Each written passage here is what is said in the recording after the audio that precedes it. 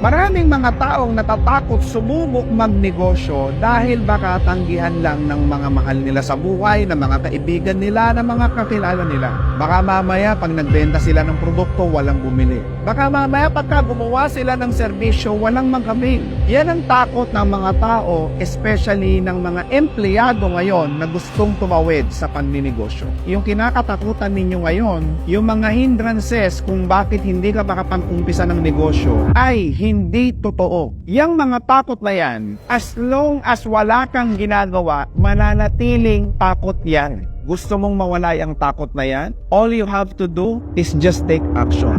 Iganaw mo lang yung katawan mo, kahit maliit lang. Ang hirap kasi sa'yo, ang tagal mo nang nag-iisip, hanggang ngayon wala ka pang nauumpisahan. Fear is F-E-A-R. False evidence appearing real. Paano mo malalaman ang resulta kung wala ka pang ginagawa? Kung gusto mong may mabago sa buhay mo, kailangan may baguhin ka sa buhay mo. At yung babaguhin mo is yung mental state mo na baka. Yun kasi yun nangyayari sa'yo. May duda ka. Paano kung hindi kumita? Kung malugi? Kung tanggihan ako? Doon ka natatakot yung baka. Baka malugi, baka mabankrupt, baka tanggihan ako. Hindi mo pa nga inuumpisahan eh. The first step for you to become successful is just do it. Small steps, small action. Gawa ka ng prototype. Gusto mo magnegosyo, mag-umpisa ka magbenta. Maraming paraan para makatawid ka from being an employee to becoming an entrepreneur. Yung iba kasi natatakot kayo, pero sa totoo lang, hindi ka natatakot doon sa pwedeng mangyari sa'yo dyan sa pinaka-komportableng sitwasyon ng buhay mo ngayon na nasa employment ka. Maraming nagtrabaho for 10 years, 20 years, 30 years, and some 40 years nagtrabaho. May nakuha ba silang pangarap? Wala. May nakuha ba silang resulta after their retirement? Wala. Marami sa mga nag-retire, ang nakuha lang nila diploma, certificate of loyalty. Congratulations to being one of the most loyal employee in this company. May ipinamana ba sa'yo? May nakuha ka ba? May nahita ka ba for more than 40 years of working? Retirement pay, magkano lang yan?